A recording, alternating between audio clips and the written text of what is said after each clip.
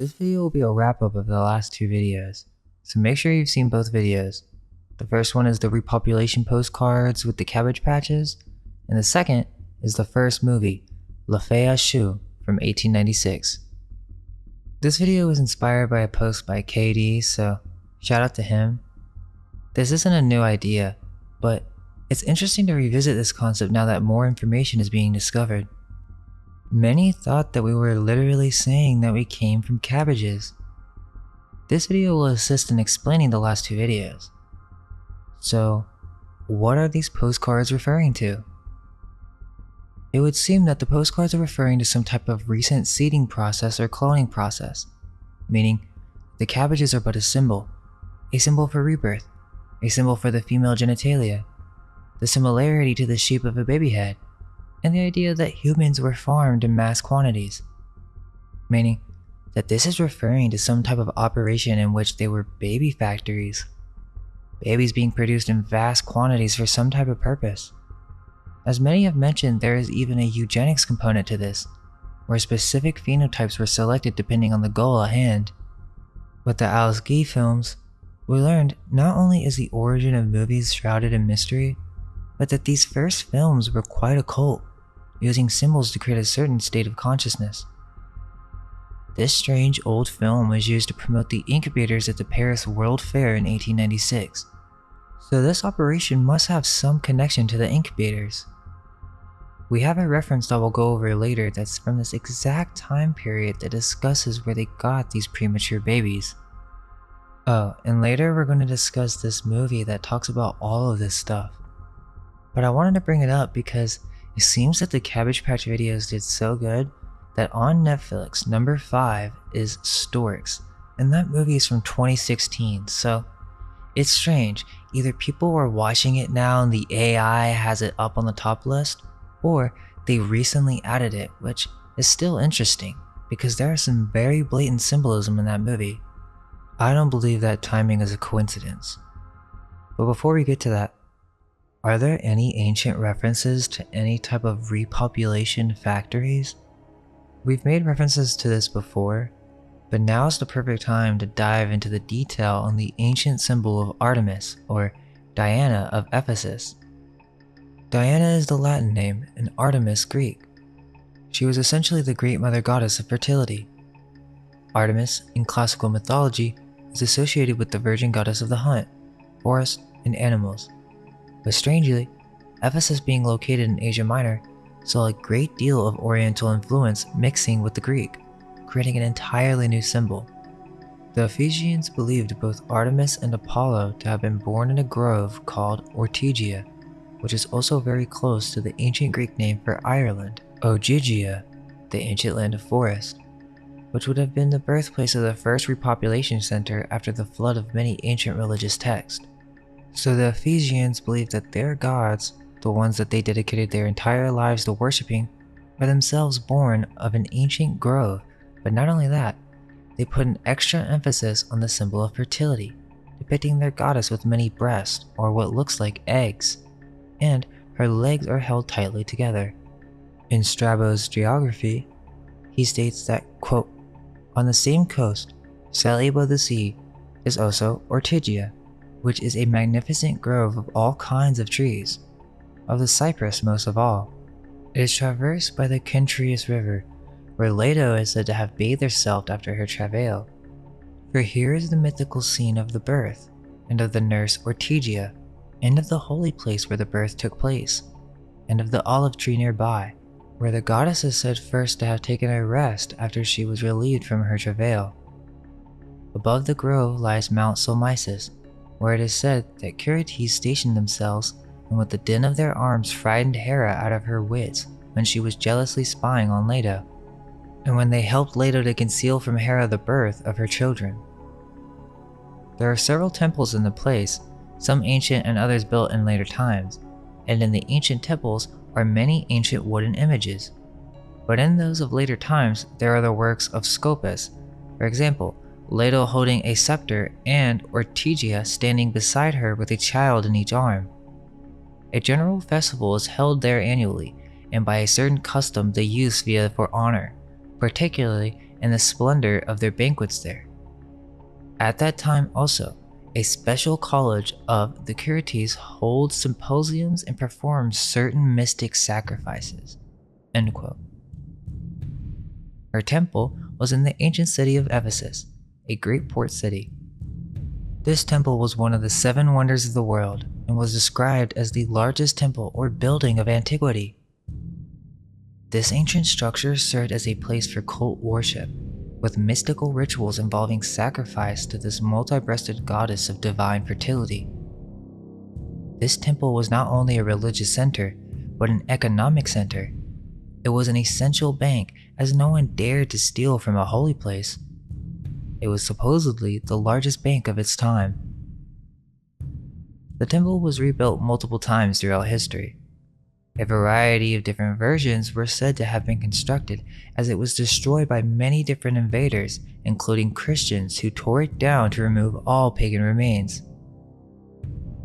These seeding operations were not limited to one location. Yet, many legends refer to this idea of the mother goddess and her children, for many of these histories have been disguised in the form of myth.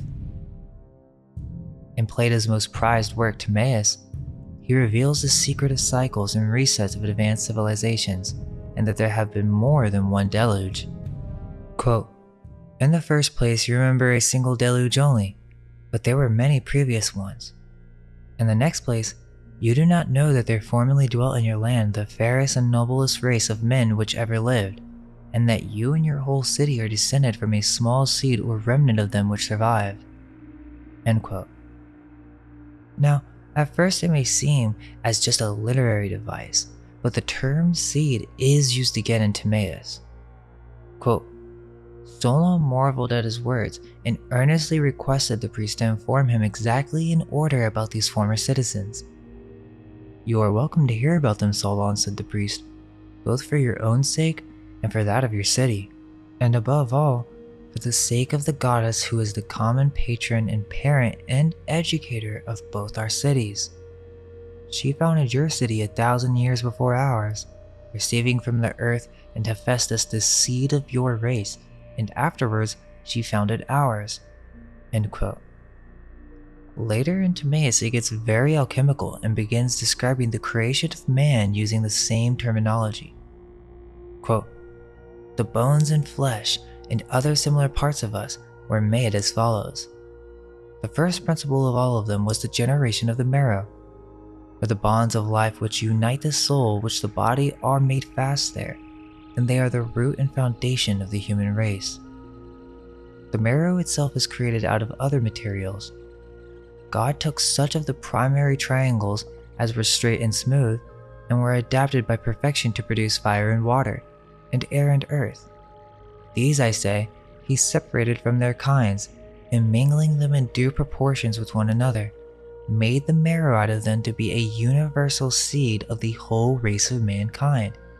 And in this seed, he then planted and enclosed the souls, and in the original distribution, gave to the marrow as many in various forms as the different kinds of souls were hereafter to receive. That which, like a field, was to receive the divine seed, he made round every way and called that portion of the marrow brain, intending that when an animal was perfected, the vessel containing the substance should be the head. But that which was intended to contain the remaining immortal part of the soul he distributed into figures at once around and elongated, and he called them all by name, marrow, and to these, as to anchors fastening the bonds of the whole soul, he proceeded to fashion around them the entire framework of our body, constructing for the marrow, first of all, a complete covering of bone." End quote. Timaeus continues to describe in detail how the gods created us and uses a garden as a reference, which is very strange. At first you think he's just talking about God and the soul, and then he says, quote, "But our creators, considering whether they should make a longer-lived race, which was worse, or a shorter-lived race, which was better, came to the conclusion that everyone ought to prefer a shorter span of life, which was better, to a longer one, which was worse, and therefore they covered the head with thin bone, but not with flesh and sinews, since it had no joints, and thus the head was added, having more wisdom and sensation than the rest of the body. But also, being in every man far weaker. For these reasons and after this manner, God placed the sinews at the extremity of the head, in a circle around the neck, and glued them together by the principle of likeness, and fastened the extremities of the jawbones to them below the face, and the other sinews he dispersed throughout the body, fastening limb to limb. The framers of us framed the mouth, as now arranged, having teeth and tongue and lips, with a view to the necessary and the good, contriving the way in for necessary purposes, the way out for the best purposes, for that is necessary which enters in and gives food to the body. But the river of speech, which flows out of man and ministers to the intelligence, is the fairest and noblest of all streams. Still, the head could neither be left a bare frame of bones on account of the extremes of heat and cold in the different seasons, nor yet be allowed to be wholly covered and become so dull and senseless by reason of the overgrowth of flesh. The fleshy nature was not therefore wholly dried up, but a large sort of peel was parted off and remained over, which is now called the skin. This met and grew by the help of the cerebral moisture, and became the circular envelopment of the head. For our creators well knew that women and other animals would someday be framed out of men, and they further knew that many animals would require the use of nails for many purposes, wherefore they fashioned in men at their first creation the rudiments of nails. For this purpose and for these reasons they caused skin, hair, and nails to grow at the extremities of the limbs. And now that all the parts and members of the mortal animal had come together, since his life of necessity consisted of fire and breath, and it therefore wasted away by dissolution and depletion, the gods contrived the following remedy. They mingled a nature akin to that of a man with other forms and perceptions, and thus created another kind of animal. These are the trees and plants and seeds which have been improved by cultivation and are now domesticated among us. Anciently, there were only the will kinds, which are older than the cultivated. For everything that partakes of life may be truly called a living being, and the animal of which we are now speaking partakes of the third kind of soul, which is said to be seated between the midriff and the navel, having no part in opinion or reason or mind, but only in feelings of pleasure and pain and the desires which accompany them. For this nature is always in a passive state, revolving in and about itself, repelling the motion from without and using its own, and accordingly is not endowed by nature with the power of observing or reflecting on its own concerns.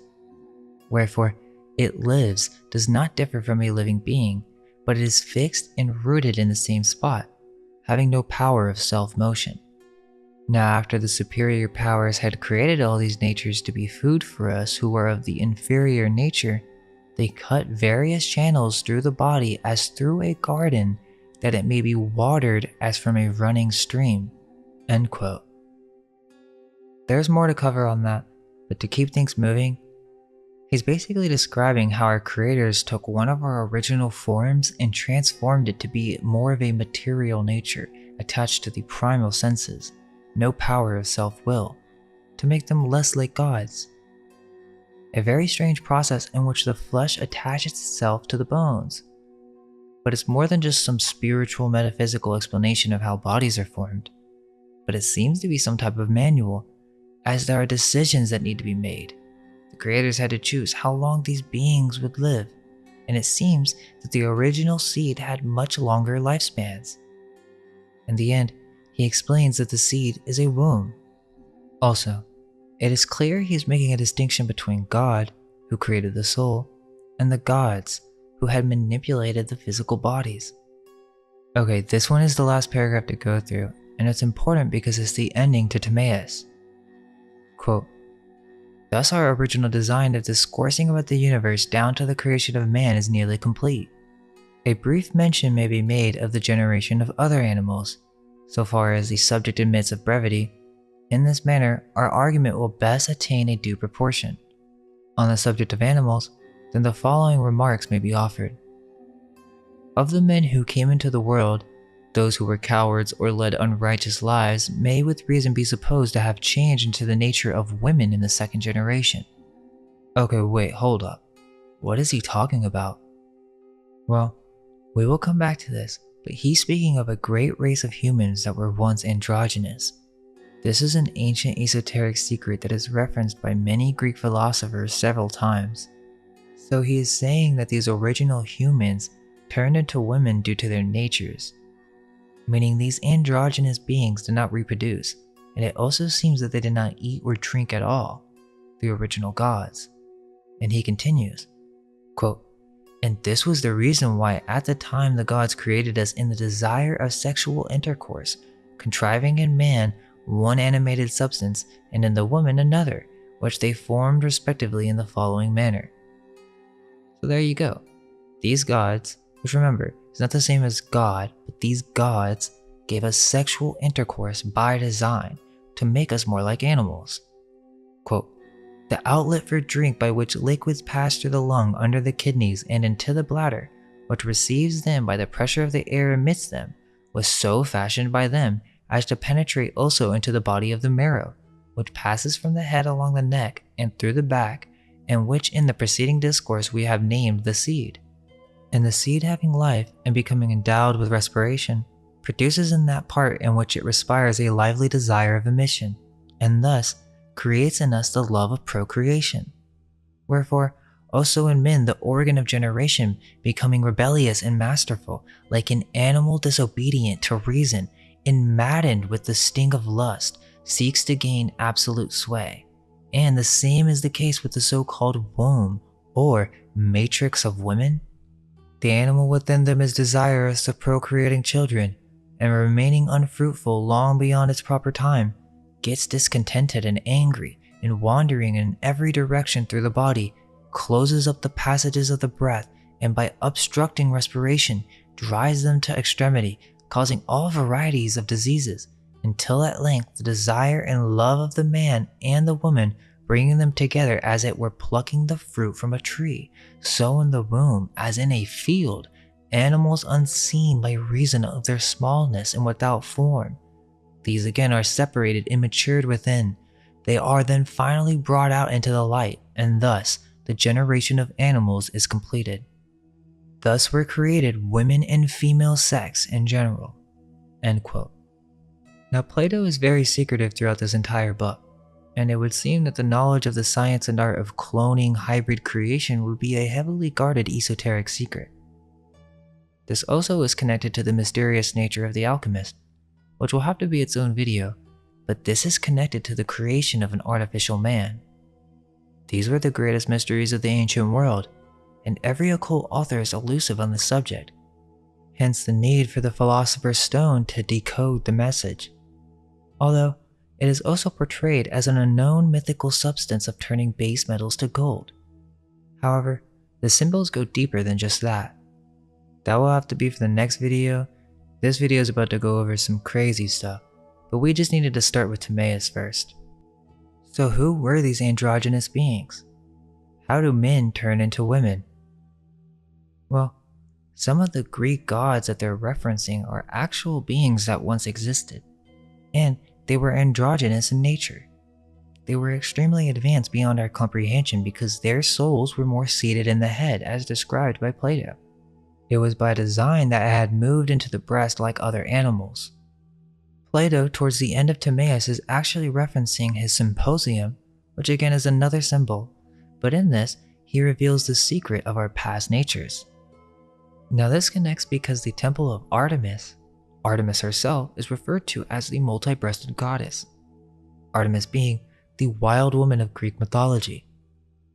Well, this Artemis symbol is another reference to the Amazons, or the race of humans that were only female and had become fully independent with no need for men. The Amazons were also referenced as the one-breasted women. This is very interesting as we discuss the distortion of the original Artemis symbol. Well, get this. The original temple of Artemis at Ephesus in mainstream history is said to have been built by the Amazons who brought their statues. Quote, "Then they, the Amazons, turned to Ionia and Aeolia and made provinces of them after their surrender. Here they ruled for some time and even founded cities and camps bearing their name. At Ephesus, also they built a very costly and beautiful temple for Diana because of her delight in archery and the chase, arts to which they were themselves devoted." End quote.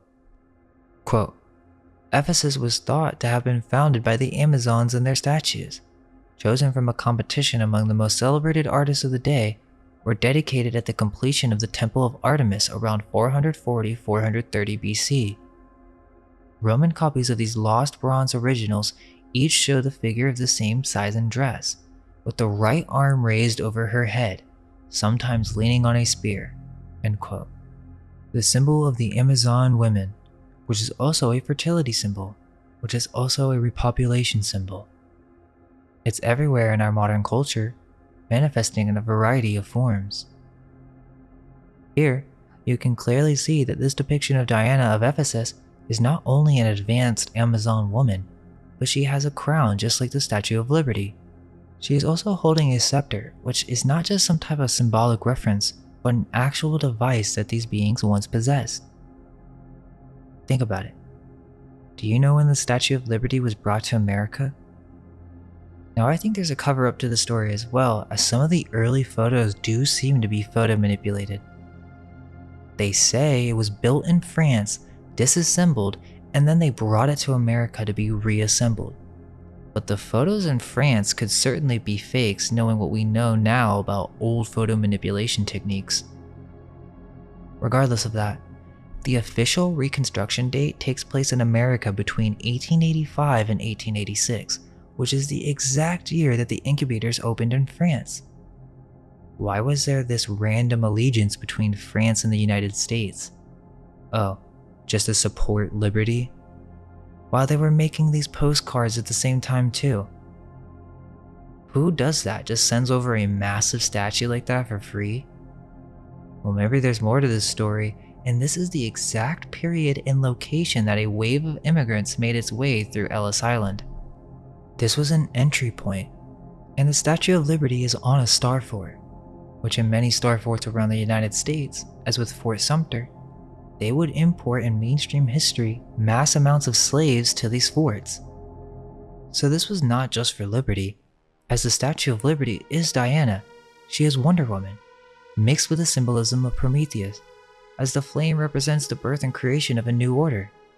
Let's remember who designed the statue and during what time period. They would have known that this is an ancient fertility symbol, and they've placed it right in our faces. Scholars say the Statue of Liberty is based off of Libertas, which is true, but both Athena and Artemis are used in very similar ways and both have cult followings. Libertas, which is based on the goddess of Athena, Minerva, also an androgynous goddess. Quote, "The helmet is a symbol of the goddess as Athena Minerva, but as Liberty, or Libertas, as the Romans called her, her symbol is a distinctive red stocking cap, the pileus, or Phrygian cap, said to be worn in ancient Rome by slaves who had won their freedom.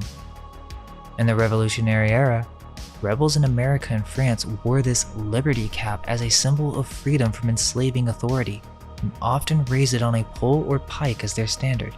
End quote. In short, many of our city seals have this symbol. Remember the owl from Promised Neverland? The orphans who were being farmed? These anime writers know a lot more than what they let on. The secret history of the Statue of Liberty is that it was designed by French Freemasons.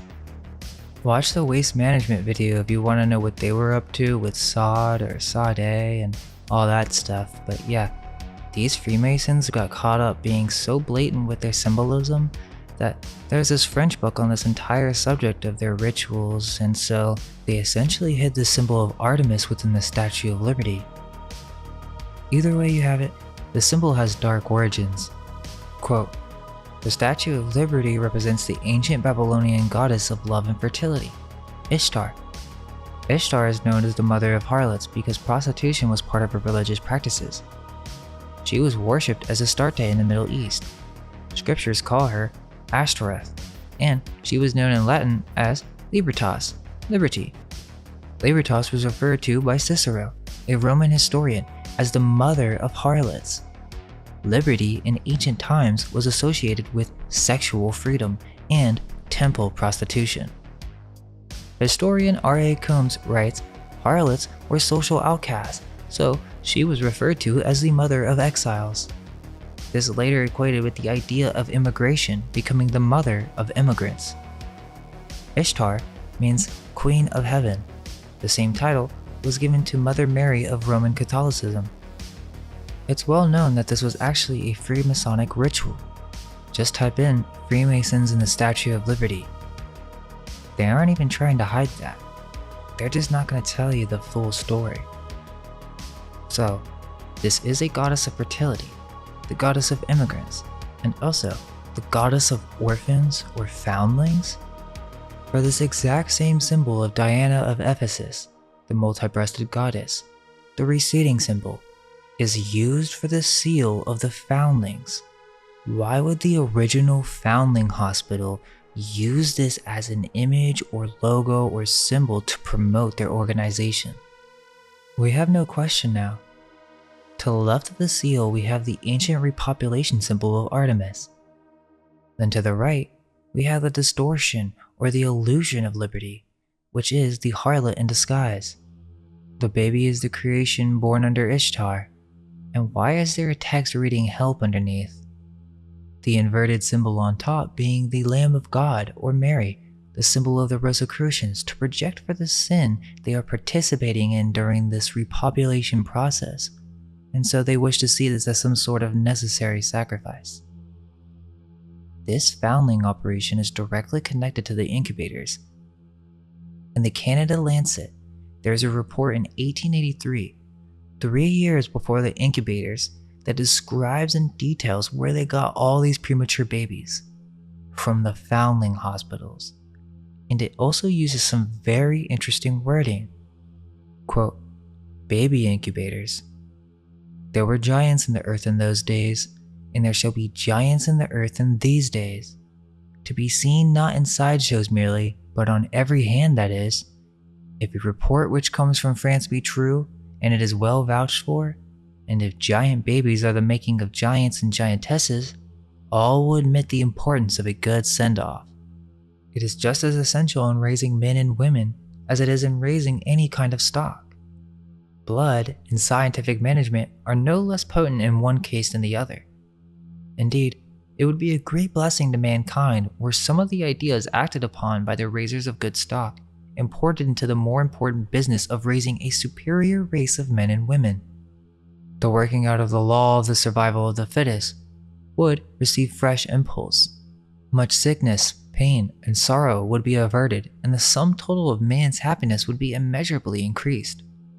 But no such luck is in store for the human race.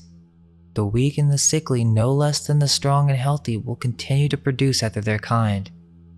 Man's twofold nature is an insuperable barrier to the enactment of civil laws, restricting to any considerable extent the natural law of reproduction. Economic and social considerations will always outweigh considerations having regard to the welfare of the prospective offspring. All that science or government can do in the matter is to educate the masses into a more perfect knowledge of physical laws. But to return to the subject, Dr. Tartaria, a French physician attached to a foundling hospital, reports surprising results from certain recent experiments. This gentleman is said to have been grieved by the large number of children under his care who perished within the first 6 months of their life. While in this mood, a new idea occurred to him. If French chickens, he asked himself, can be raised by artificial means, why not French babies? He caused a box to be made, having glass slides and resembling an ordinary chicken incubator. It was furnished with a soft bed, placed in a dark room and kept in a temperature of 85 degrees Fahrenheit by means of hot water. In this baby incubator, he placed one of the infants, a miserable specimen of the crying, colicky kind. The child was provided with a nursing bottle, and of course only fed at regular intervals. The child ceased its crying on the second day. Much to the doctor's surprise, and never again cried for the space of the 8 weeks it tenanted the incubator. At the end of this period, it had the appearance of a healthy child, a year old. Encouraged by the success, Dr. Tartaria repeated the experiment with the like results. He then, with the permission of the hospital authorities, proceeded to construct an incubator capable of receiving 400 children, and in this he placed all the children in the hospital, 360 in number. All except 2 remained in the incubator 6 months, when they had to be removed, having outgrown their narrow beds, were it not that the facts are vouched for by a commission of 12 who made a report to the government that the results claimed might be deemed incredible. The average age of the infants when put in the incubator was 8 months and 3 days, the youngest being 12 hours and the eldest 11 months. The average weight of the 360 was 10 pounds. At the end of the 6 months, the average weight was 85 pounds, and all are said to have looked like children 8 years old. As much was accomplished in 6 months by the incubator as in accomplished in 8 years of ordinary life. The infants were not only large, but also strong and healthy, and most of them walked within a week of leaving their nest. The results were astonishing and exceeded Dr. Tartaria's most sanguine expectations. It is now expected that every child's hospital will go into the incubation business, so that we shall probably witness a lively competition in the business of raising giants. If this children incubator is a good thing in foundling hospitals and for hospital babies generally, it ought also to be a good thing in all homes blessed with babies. Doubtless we shall soon witness a new industry started under the fostering care of the national policy, and presently baby incubator agents will be as numerous as sewing machine agents. It would be easy to enlarge on the practical value and suggestiveness of Dr. Tartaria's experiments. First, it is clear the babies were not rocked, yet they enjoyed perpetual repose. This teaches us that all the fuss and worry of mothers and nurses, so wearing to the Constitution, is not only wholly unnecessary, but an absolute evil in all its bearings. Instead of being placed in a condition favorable to absolute quiet, our babies are made a sort of family toy to be tossed from one to another as means of sport. It's almost as if he doesn't understand that babies are family members and that people actually love them. Because then he says, the moment the little creature begins to notice surrounding objects, its powers are excited to the utmost to afford amusement to the family circle. In conclusion, we may be permitted to say that the essential conditions to successful baby raising are 1. Absolute quiet and no unnecessary interference on the part of the nurses. 2. Regular and judicious feeding. 3. Uniformity of temperature above that suited to adults. This condition is difficult of attainment in ordinary life, but much may be accomplished by the knowledge that infants require a higher temperature. Even modified observance of the foregoing conditions would take away much of the worry caused by crying and sleepless babies, and would add greatly to the quiet, health, and growth of our children. It's all very strange, because it seems that they're treating babies as if it was a new thing. And he even compares French babies being grown by artificial means in comparison to French chickens. And this is the literal origin of the baby incubator, being that it was just an ordinary chicken incubator. On top of that, they said that they built these incubators on the side of the foundling hospitals, so they were connected. Why did the foundling hospital have all these premature babies? Did they find them? That doesn't make that much sense. Sure, you can say that the Catholic Church was taking babies, but even then, that's very suspicious. Why were they under 6 months old? Is it possible that they found a way to create babies, but it took them a while to figure out how to keep these prematures alive once rediscovering some type of ancient cloning process? The idea is that these foundlings were abandoned, that because they were unmarried, they had to give them away to these infant asylums. This is deeply integrated into the history of New York, but the history is not well known. Quote, Europe faced the problem of foundlings much sooner than the United States did.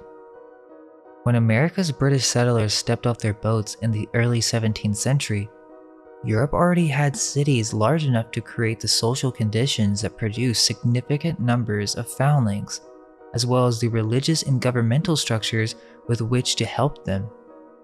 By then, Europe already had foundling asylums that were several centuries old.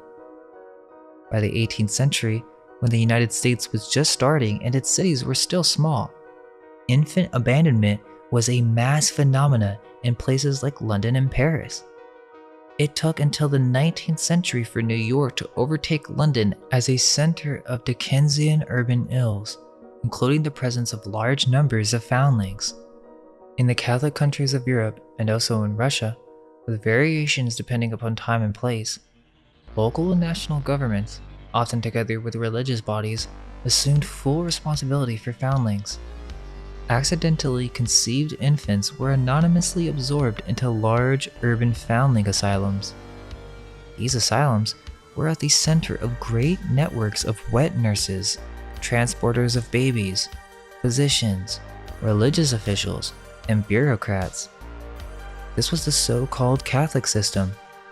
Its goal was to preserve the honor of unmarried women and families by making babies born outside of marriage disappear." End quote.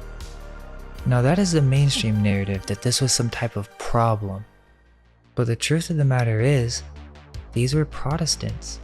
They didn't even care or prosecute people for having sex because they had brothels everywhere. So the question is, did they really just find these babies? Why the use of Lady Liberty and Artemis of Ephesus? Was it a problem that was created on purpose? Some type of operation? And what's with the references to giant babies in that one report from the Canada Lancet? It does seem that size comes to play here, as not only do many legends speak of ancient cities being created by an advanced race of giants, but the Greek gods and goddesses themselves seem to be referring to these ancient beings. The Amazons are described in many different ways by Greek authors, which is interesting because they are said to be a warlike race that would kill all the baby boys who were bound by their earth instincts, and their father goddess being Ares, the god of war. But why would the Amazons worship a man god? They were moon worshippers, so it's more likely they were the original creators of the Diana of Ephesus symbol, their goddess being a fertility symbol, as although they did not allow men into their tribes, they were described as being bound to sexual desires. I don't think that is the case, but it is a mistranslation that they were attempting to repopulate with a new type of human. This is the origin of Eros, or Cupid, in which a hybrid human was created that had formed two polarities, male and female. Think about it. Remember Futurama and the Amazon women? They were trying to have snoo with the purpose of what? Repopulation. Now come on guys, you guys know that Matt Groening knows some deep stuff and that is no mere coincidence. They also are giants, so it doesn't make sense that they would really have sexual intercourse with such small humans. This is just a play on the process in which these Amazon women giants created a new hybrid man in which they changed the age and added orifices for eating, drinking, and pooping. How else would a civilization of only women survive? They would need some type of repopulation program whether it used technology or not, and this is never really fully investigated by historians. We know of ancient farming and breeding facilities in regards to agriculture or meats, but what about human farming? Was that ever thought about by the ancients? If there was some cataclysm and a nation had lost almost all of its people, was it ever thought that, hey, we need to find a way to repopulate this place? I mean, I feel like that's going to be one of the first things you're going to think about when starting a civilization. It's pretty basic, but to what degree? And was there technology used in the process? If so, was it possible to actually design, in the case of eugenics, specific traits to be desired in the final outcome? All of these things are left to the vault of esoteric history. However, with the right questions, we can begin to look at these subjects with new eyes. This isn't restricted to just whites, as in the story of Calafia. These Montalvo novels, which are actually from an earlier unknown 14th century writer during the Islamic rule of Spain, they travel to America, and in California used to exist a race of giant black warrior women who also were very fond of griffins. It seems throughout history, remnants of multiple tribes of godlike women races have existed and were called to be used in some war. As for Calafia, it was the Muslims versus the Christians in Constantinople. The Amazons are also deeply connected with the Scythians, as it is said at some point the two intermarried and created a new race of Scythians called Sauromateans. Quote, the 5th century BC historian Herodotus did the best to fill in the missing gaps. The father of history, as he is known, located the Amazonian capital at Themyscira, a fortified city on the banks of the Thermodon River near the coast of the Black Sea in what is now northern Turkey. The women divided their time between pillaging expeditions as far afield as Persia and closer to home, founding such famous towns as Smyrna, Ephesus, Sinope, and Paphos. Procreation was confined to an annual event with a neighboring tribe. End quote. There were many tribes of warrior women, but I think that is just the surface level of the symbol. As we discussed with the androgynous beings, they had a different form in mind, no need to eat and drink, and were essentially gods. Wonder Woman, Lady Liberty, the mother of immigrants, Athena. Well, just as the owl is the symbol of Minerva, the bee is a symbol of Artemis. The bee of Artemis. Quote, the early association of the bee with the cult of Artemis is attested by varied evidence. It appears not only upon the strange polymastoid statue of the Ephesian goddess, but upon the earliest coins of her city. As the owl was the emblem of Athena at Athens, so the bee seems to have been the emblem of Artemis at Ephesus. Although the extant examples of the polymastoid statue are all of late date, it is hardly possible that the type with its medley of elements can have been a late Hellenistic creation. So important was the bee in the cult of Artemis that her priestesses received the name of Melissa, or bee. There is no direct evidence that the Ephesian priestesses of the goddess bore that title, but the assumption that she did is justified by the monuments cited. Another such title was beekeeper.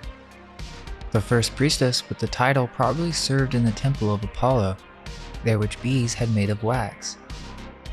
These Apolline bees must have had some relation to the bees of Artemis, the twin sister of the god. End quote. You can even see the bee on old coins and statues. Remember the bunny bee from the Cabbage Patch story? Well, the honeybee was a sacred symbol in antiquity, and civilization supposedly worshipped it for its life-affirming gifts of honey. But the bee and queen bees are associated with several goddesses, and there's never really a good reason why this would be the case. Is it possible that the queen bee is the source mother in which the entire colony is created? Our population, and the beehives are the factories in which they are produced. This symbolism is prevalent throughout our entire culture, where the queen bees select worker bees and soldier bees, or has the ability of birthing different offspring to complete different tasks as in a monarchy. Each bee has a specific task to support the queen and the entire hive mind. So, are queen bees ancient goddesses? Quote, the opinion of Ramsay that the image of Artemis is not human at all, but related to bees, is quite reasonable. He says that Artemis is the queen bee. Her image makes this plain, and that the breasts are in fact ova. The bee features strongly on very many Ephesian coins and on Artemis images. It has been suggested that the very name of the city is from the Lydian language and means place of many bees. End quote. We refer to the sculpture as the multi-breasted Diana, as this is one interpretation by mainstream historians. However, as you look deeper, they are not breasts, but they are actually eggs or ovum, making it even more clear that this has to do with some type of mass repopulation process. Located in Rome is a fountain The Fontana de Triton, which is a 17th century fountain located in the Piazza Berberini, which is a life-size Triton sea god depicted as a Phoenician mermaid kneeling on the stem of 4 dolphin tail fins. On this fountain is a coat of arms for the Barberini family, which shows their ties to bees. This symbolism is never fully explained and also merges with golden horseflies. Yet, the final symbol is the bee, which was used as an important symbol by the Barberini family, and so they would adorn their creations with the symbol. It's well known that this symbol is very important to them, but why? They were the head of the Catholic Church in the early 1600s, so perhaps they knew exactly what the symbol was referring to and how it was the symbol for Artemis. Also, Alma Mater and Magna Mater are another manifestation of breeding programs.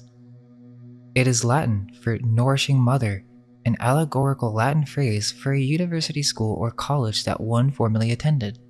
And in the US, it means one that you graduated. It refers to the nourishing mother, the nursing mother, the fostering mother, meaning that these schools are breeding programs for the mind in which the mother is birthing the specific type worker-minded bees. The castle on the head is another symbol connected to the ancient Artemis and Liberty symbol, as this process of repopulation is crucial in the foundation and structure of the New World.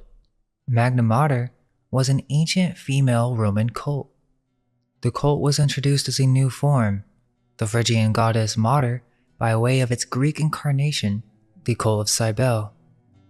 You come to find out that there are many mother goddesses out there, and instead of them being just some random goddess that an entire ancient city would dedicate their entire religion and life to, what if these mother goddesses were actually some type of machine or method in which you could create clones?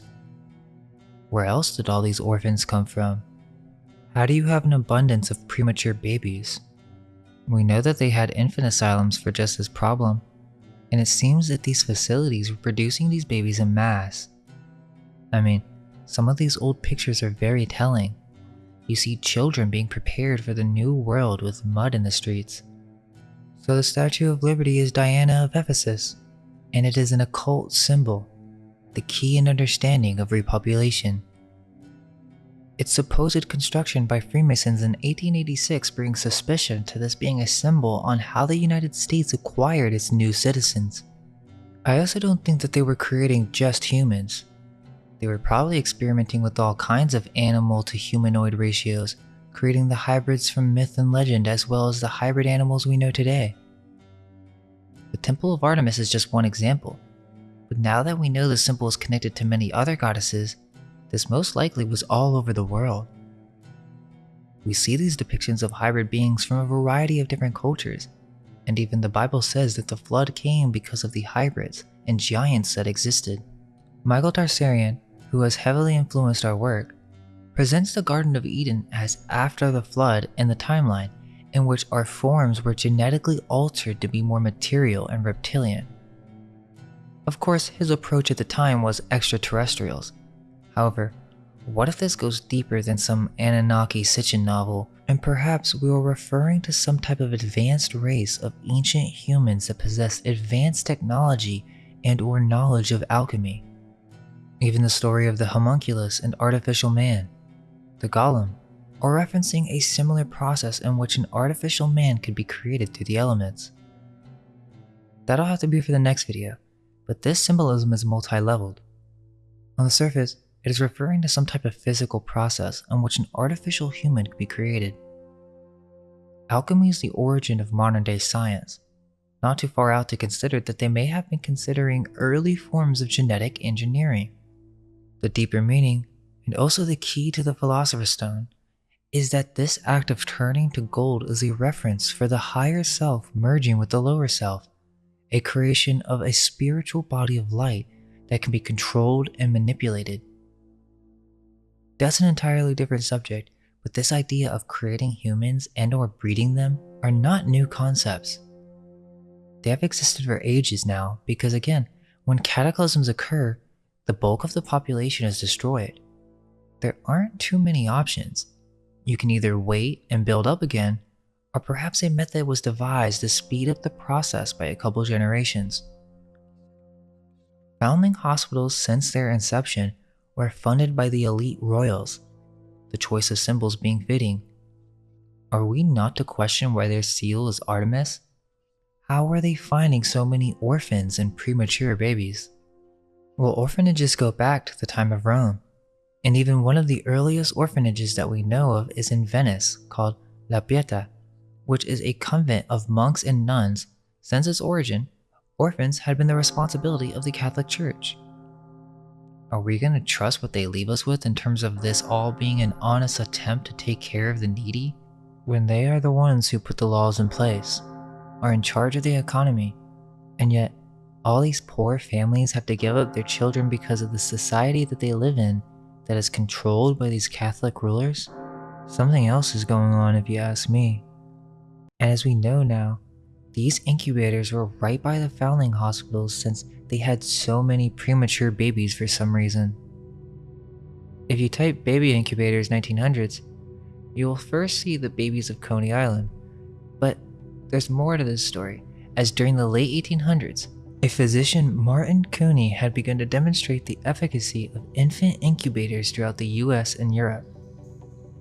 They were showing these everywhere, and it's really not that advanced of an invention. Seems weird that this came out of nowhere.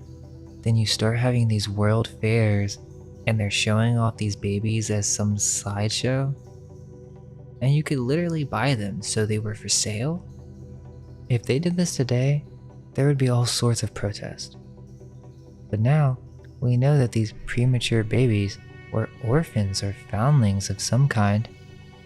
They had incubators in Buffalo, New York, at the Trans-Mississippi and International Exhibition in Omaha, Nebraska, Chicago, Jacksonville, Florida, and many more. These baby incubators were connected with the World Fair in Paris, where Martin Cooney also had an exhibit. Meaning, those postcards may have been developed in France, but the movies and images were not to promote one single event. This was a worldwide event occurring during this time, and that was the reason they were funded to make the movies and postcards. People from around the world were to be advertised these baby incubators. Some suggest that this may have been a factor in the sense of multiple women giving birth, but that also comes with many problems, and they actually still have these today. So that's not too crazy at all, but it's very unhygienic and would cause issues in consistency. For more accuracy, cleanliness, you would need control over the environment. It would seem that multiple countries are involved in this in the modern day, and even if that is the explanation, it's still horrifying and strange that this isn't really well known. All they leave us with are occult symbols to decode. Well, I think there's even more to this story than just a literal sex factory, and it's interesting because this subject has really piqued the collective interest, it seems. As we mentioned at the beginning, Netflix randomly released Storks, and it's at top 5 right now, so I never really heard of this movie, but I just wanted to mention a couple things. The movie has some crazy symbolism. Well, first, it's a high-budget film around 70 million, and it's a movie about how storks in the past delivered babies. This was their duty, their passion, what they were born to do. And it's obvious from the beginning that they have some massive postal force. They mentioned at the beginning how there were rules that you could not form a bond with the baby, to not even treat it as human, but that they were just packages. The first packages that this postal service began with since its inception. Whoever made this movie or wrote in the symbolism knows what we're discussing about right now. Which makes it even weirder that they put this in the movie up during this time on Netflix. Well, the story goes that as this postal service developed into the modern day, they stopped delivering babies to the point where it essentially becomes myth, and all the humans laugh at anyone who thinks the storks still deliver babies. But the weird thing about that is they say, "Oh sweetie, storks don't deliver babies anymore, but they used to a long time ago." So it's not that they don't do it or they think the idea is ridiculous, it's just that they don't do it anymore.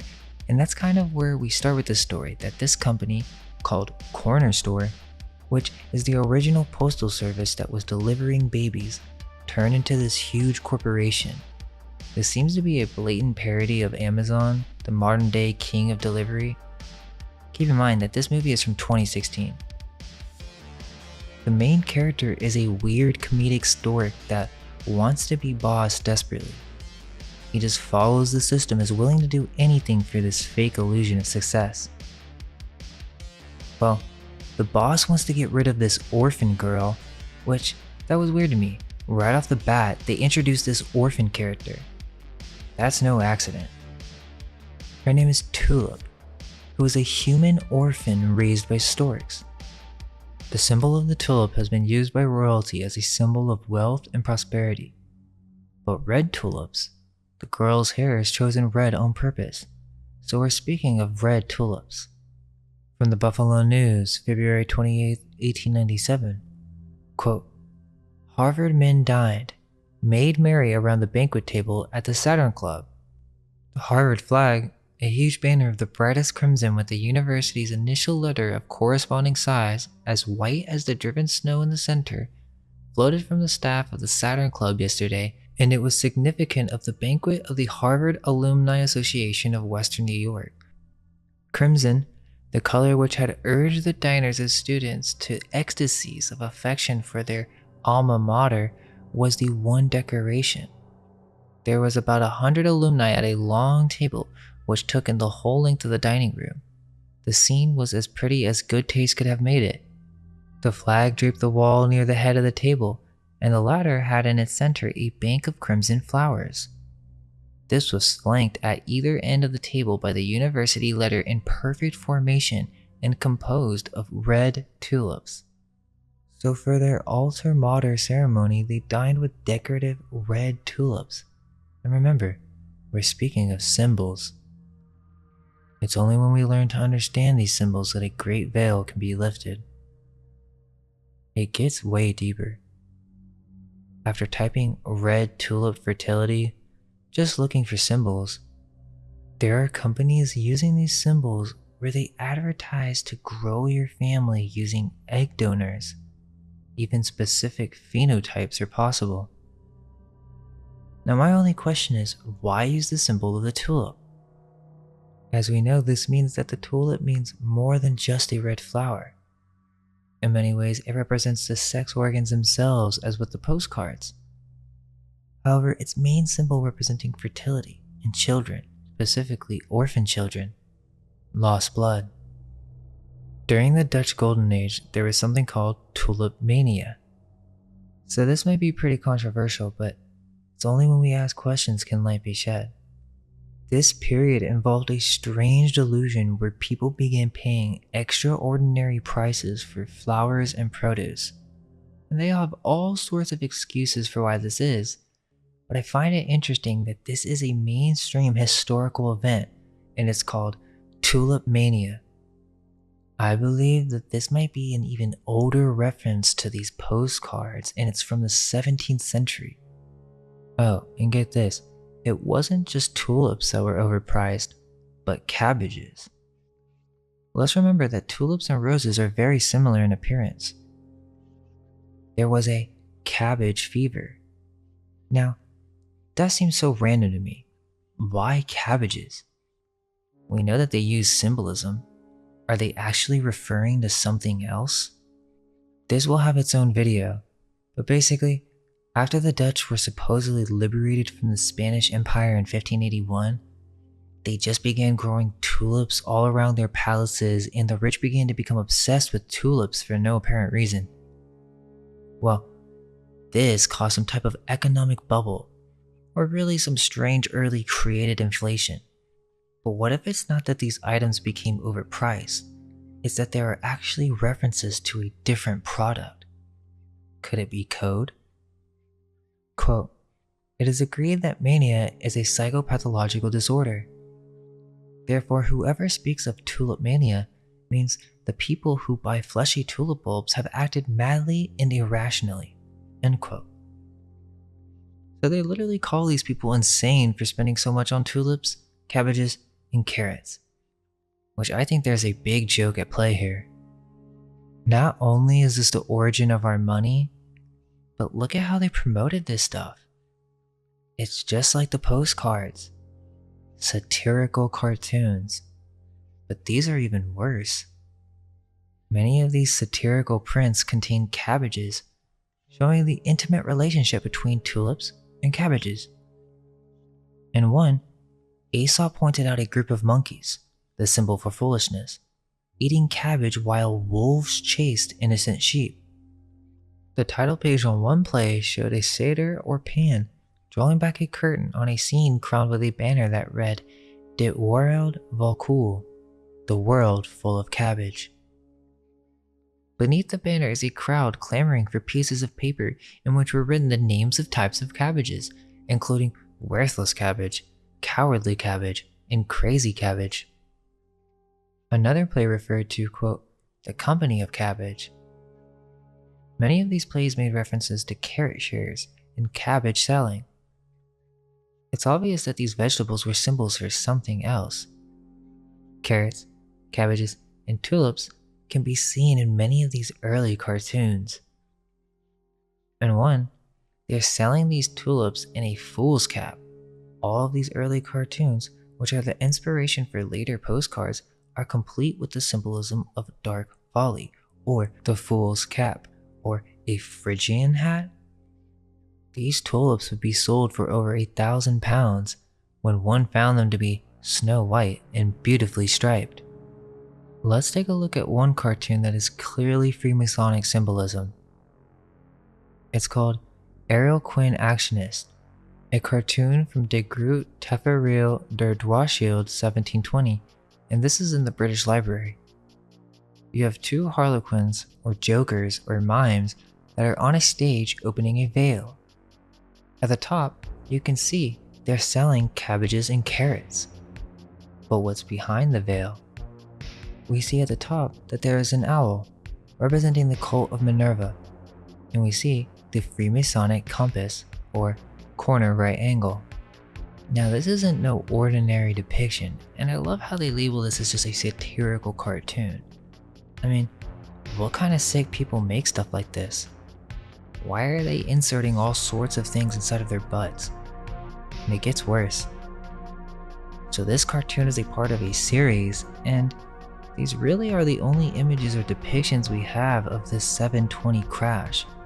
Which again, you really think they were just selling cabbages? Look at the symbols. Look at what they left us with. We will break this down in another video, but real quick and then we'll get back to the Storks movie. Look at some of these images. There's no doubt that they were created by elites. Look at all the heraldry and royal symbols. But furthermore, there's mockery at play. There are too many images to go over right now, but there is one where they're introducing the book and you can see Lady Liberty, along with what seems to be a beehive with a baby angel holding a shield with 2 keys. The lady with the pillar is also holding a top hat, while the face of a person is being swapped, identity swap. And then we see Medusa, or a lady with a snake that is dying. And under her left arm is the bottom of a barrel, or the hive in which people, or babies, are coming out and they're throwing cabbages. They're throwing these cabbages into another scene where there's a devil and a crowd throwing a person into a flame, what would seem to be a sacrifice. These are the reset engravings from the early 1700s, and it also connects with other famous artists from England, but we'll discuss that in the next video. Essentially, they were using tulips and cabbage symbolism way before the 1800s, and it seems they use it as a means to promote some type of secret symbolism under the guise of satirical cartoons. And this is just way too weird. I mean, I couldn't make this up. Like, there's this one where they're literally trying to cut out the third eye and insert these new economic systems literally into our rears as if they're trying to forcibly manipulate our new forms. Well, back to the movie. So yeah, there's this deep symbolism behind tulips and cabbages, and the writers of this film seem to be fully aware of it. So the stork has to fire this orphan named Tulip But it's her birthday and she's kind of cool, so the stork doesn't want to fire her because he feels bad for her. He's not like his boss who gets off on hurting others. So, the stork comes up with an idea. Let's put her in the old letter room because no one sends in letters for babies anymore. You can even tell that this is an older building or something and different from the main corner store building, which really is just a large cargo container or trailer. Well, long story short, the orphan gets tired of being in the room, basically goes insane, and she eventually gets a letter from another character in the film, a child with the last name Gardner, whose parents are real estate agents. The boy is so lonely and desperately wants a little brother, so he hears about the Storks and writes them a letter, the first letter in ages. So finally, the orphan gets a letter and she feels that she has a duty to be the manager of this new letter room. So she takes this letter to that old abandoned building, but the Stork character tries to stop her from doing anything else because he lied to the big boss that he fired her already. Basically, by accident, the Stork and orphan were fighting over the letter and it enters his machine. This triggers the machine to start working and it's revealed that the entire room is part of a literal baby factory. It's capable of producing billions of babies, and towards the end of the film, it's shown that this is actually an ancient castle separated from the corner store. Think about it. Corner store, Freemasons. Why use Amazon? Is it a reference to Amazon women? Well, the cornerstone in Freemasonry is the basis upon which anything is founded. Hence, orphans, tulips, and foundlings. There's also a part where they lose the baby to some wolves, which made me think of the old stories of children being raised by wolves, famous from Roman mythology. The Stork boss even tried to cover up this information in the movie.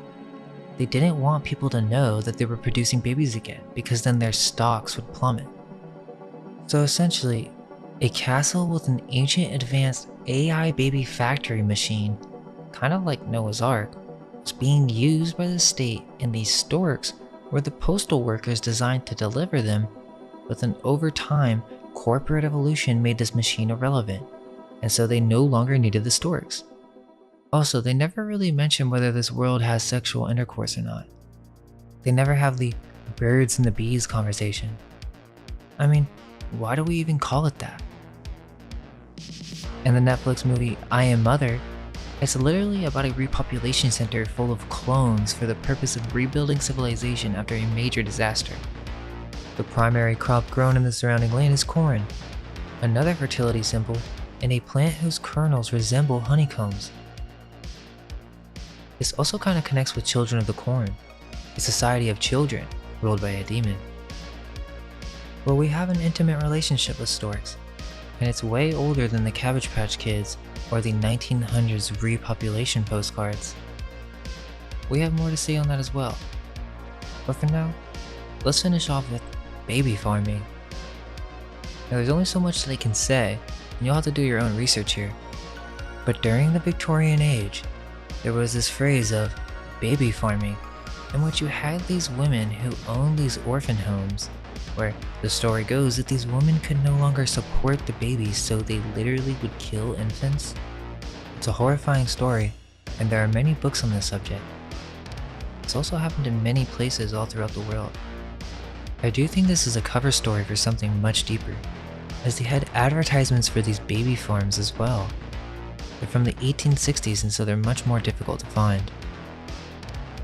One article is literally called Wolves in Women's Clothing. So, if this was the state of childcare during the 19th century, then why do we trust anything from the mainstream source? It's our job to begin asking questions on how this all started and when it began. Even Vedic literature has references to hybrid beings and genetic manipulation. They had a similar science to alchemy with an understanding of different elements needed to create material flesh. There's this great channel that talks about these things where in ancient Vedic temples you can see that they had an understanding of some early form of DNA manipulation, even understanding what a sperm and egg looks like from a microscope. There was also this other temple that showed carvings on how they were experimenting with different hybrid creatures, which would also explain why we see so many strange beings in medieval depictions. Were these once real creatures? We get these depictions from some of the most famous philosophers and ancient historians. They believe them to be true as with the monstrous races of early Christian writings. In order to conclude, this history of test tube babies is also an obscure topic. But here you go. First you get a bunch of women, you give them fertility drugs, so they're extremely fertile, then this simulates the development of extra eggs. Matured eggs are removed from the ovaries, and this is done with an ultrasound guided needle.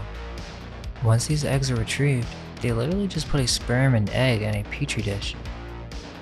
And you'll get some that fertilize, which is called an embryo. This embryo can continue to develop in the lab, and they have controlled conditions for this. Now in the modern day, they say that the term test tube baby is just a term to smear by the media, but this term is much older. Nowadays, once the embryo gets to a certain stage, they transfer it into a uterus or surrogate female. This process would have been attempted at some point in the past. There are other ways that the eggs could have been extracted. The earliest reference of test tube babies is a newspaper article from the American Guardian, January 4th, 1929. Chemists will be the only daddies someday, is prediction. And again, I think this is mockery, but let's read what they have to tell us. Bosses will order employees by certain plans and specifications, Britain believes. Test tube babies would be much like nature's own. This is a theory advanced by H.T. Rhodes, General Secretary of the British Association of Scientists. He believes that there will be little difference between the man born of woman and the man compounded in the test tube. We're just on the threshold of the discoveries chemists are making, Rhodes said. We have almost finished with analysis. We are passing on to synthesis, the building up and making of new and valuable products out of the meaner ones. The speculation is therefore almost forced upon us that in time we will be able to create living material. Professor Loeb years ago in an American university announced that he had succeeded in artificially fertilizing the eggs of the sea urchin. That was an enormous step forward. We know that man, the most highly complicated of all living things, after all, only a collection of cells. We know that protoplasm, that wonderful substance which is the very basis of what we call living things, is made up of carbon, oxygen, hydrogen, and nitrogen. We know the way the atoms were arranged. Someday, in a laboratory, some chemists may accomplish the union of these atoms in the same way. We will then have created protoplasm, thus causing life to manifest itself. Perhaps it will not end there. Something like man. Having produced protoplasm in a chemical laboratory, perhaps man will discover some process now unknown to us by which we can incubate and nurse, as it were, this substance so as to produce even more complicated forms of life. Finally, we may produce a living, moving being something like ourselves. This may sound like a wild dream, but if you look back over the history of the last years and see what science has done, you may not be so skeptical. Ancient men of science simply collected facts. Modern men of science take these facts, theorize about the phenomena, prove their theories, and apply them to new inventions. The dreams of ancients are made to come true by the moderns. Centuries ago, men dreamed of flying, the wireless telegraph and telephone, the movies and the talkie.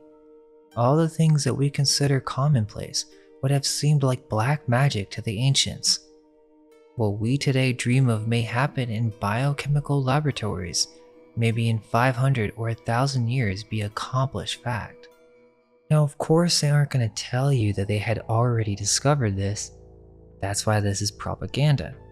They're programming you to believe in science fiction as if this is some faraway distant future. When the reality is, they were experimenting with this in the 1700s. It just had a different name. The article even continues and explains what the society in the future would do with these synthetic humans. Which, think about it, why are they even thinking about this stuff? Just seems weird that they would even promote it. Quote, to do dirty work. Suppose then it were possible in 1,000 years from now for a chemist to produce synthetic living things. They could be set to do a workday labor of the world, thus setting free those human beings naturally begotten to undertake further conquest of knowledge. So right there, that's a Freemason reference. They continue, would the laboratory created beings be men like ourselves? Who knows? Probably not. But they would be something approaching us in structure. It is improbable that they would be able to think like us. When you talk about thinking, you get into the metaphysical. The physicians differ among themselves as to what thinking and whether we really think at all. I'm not sure what that's all about, but this is the earliest reference that I could find to test tube babies, and it's obvious that this is not a new subject. Well, there is an old alchemy reference, and shout out to Fire Cannot Kill a Dragon.